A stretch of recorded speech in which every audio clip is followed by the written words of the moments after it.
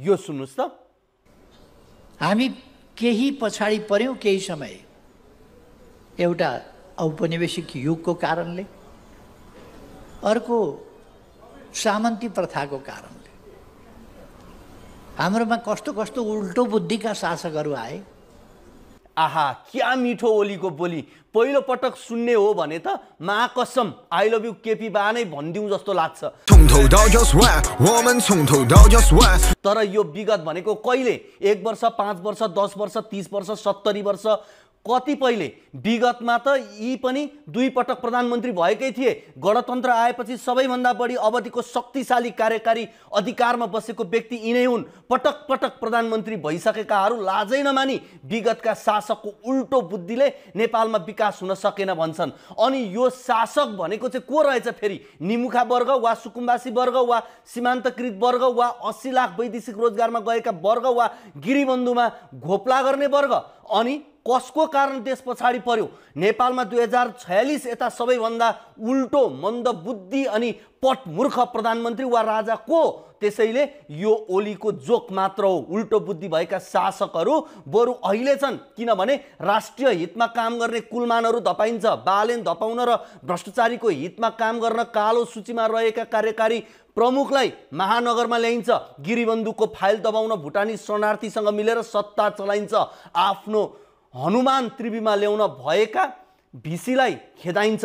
आफ्नो आङको भैँसी नदेख्ने अर्काको आङको जुम्रा पनि देखे। आफूलाई राम्रो देखाउन अरूलाई चोर भन्नै पर्दैन। एमाले र कांग्रेस कस्तो पार्टी हो भन्ने सारा दुनियाँलाई थाहा छ। जनजनले भन्छन् यो देशमा देखादेख गिद्धले झैं लुछेर भ्रष्टाचार गर्ने पार्टी कुनै छ भने त्यो कांग्रेस हो। तर संस्थागत भ्रष्टाचारमा केपी ओलीको पार्टी एमाले जति निपुण कुनै पार्टी नै छैन। दार्शनिक नित्सेको एउटा कथन छ, दानवसँग युद्ध गर्दा गर्दै लड्दा लड्दै धेरै मुस्किलले दानवमाथि विजय हासिल गरेपछि म आफै अर्को दानव भएर निस्के। हो, हिजो पञ्चायत र राजासित लडेर जितेका केपी ओलीहरू आज आफै पञ्चे र राजा जस्तै भए। संवैधानिक लोकतान्त्रिक राज्य व्यवस्थामा म कानुनको शासन मान्दिनँ भन्दै सार्वजनिक रूपमै कुर्लन सक्ने ओली प्रवृत्ति देश र जनताका लागि अभिशाप हो। एमाले अध्यक्ष ओली बेला बेला यसरी प्रस्तुत भइरहेका देखिन्छन् कि अब उनीमाथि कसैले प्रश्न उठाउनै हुन्न, उठाउनै मिल्दैन।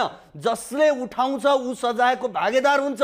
ओली आफ्नो कुरामा वकिल र अरूको कुरामा न्यायाधीश बन्न सिपालु छन्। ओली प्रवृत्ति भनेको सरकारमा पुग्न जे कुकर्म गर्ने र त्यहाँ पुगेपछि ती सबै कुकर्मको शोध भर्ना गर्ने हो। अहिले यो प्रवृत्ति ओली देउवा भएर अरू फैलिएको छ। यो प्रवृत्ति नेपालका लागि अभिशाप हो।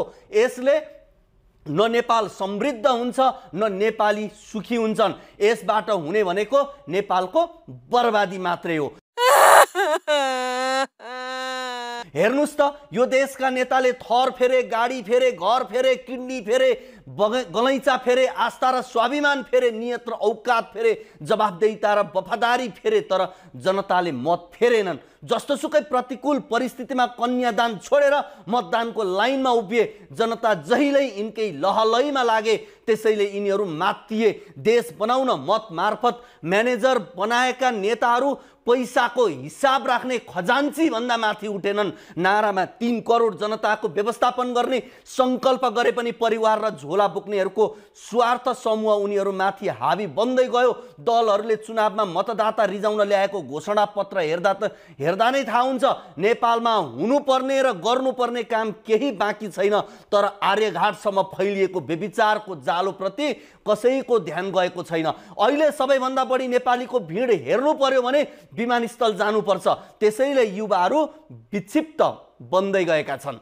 राणा राजा मिल्काएपछि सुदिन सुरु हुने नेताहरूको आश्वासन उनीहरूकै लागि फलिफाप भयो। जनता सिँढीमा सीमित भए। राणाले बनाइदिएको घरका भित्तोमा यता र उता गर्नमै गणतन्त्रका नेताहरूको 1.5 दशक समय सुहा भयो।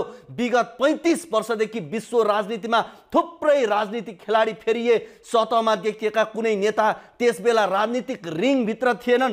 केपी ओली करिब 3 दशक अघि गृहमन्त्री हुँदा Narendra Modi, Xi Jinping, Vladimir Putin, Joe Biden जस्ता शक्ति राष्ट्रका सारथीको छाया पनि सतहमा देखिएको थिएन। तर नेपालमा भिजन होइन, चुनावमा एक दिन भोजन गराउने त्यही मानसिकताले एक छत्र राज गरिरहेको छ। यहाँ दशकौंदेखि नेपालका राजनीतिमा पात्र प्रवृत्ति उही छ।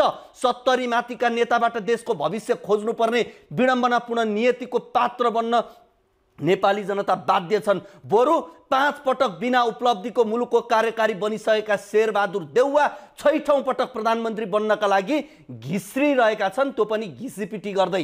राजाको घोडा चढ्न नपाएर कङ्ग्रेस भएका र ठुलो बाबुसँग अंशको कुरा नमिलेर कम्युनिस्ट भएकाहरू यति वर्ष शासित भइसक्यौँ हामी उनीहरूबाट।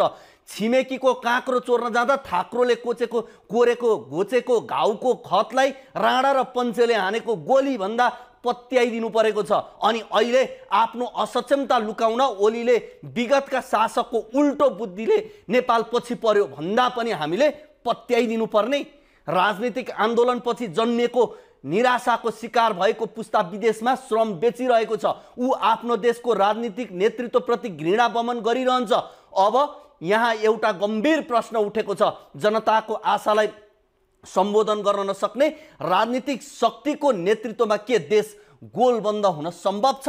होइन भने जनताले आशा र भरोसा गरेका रासपा, बालेन, हर्क र गोपीहरू एक ठाउँमा आउन कति सम्भव छ? के परिवर्तन असम्भव छ? अब पुराना बाटो होइन,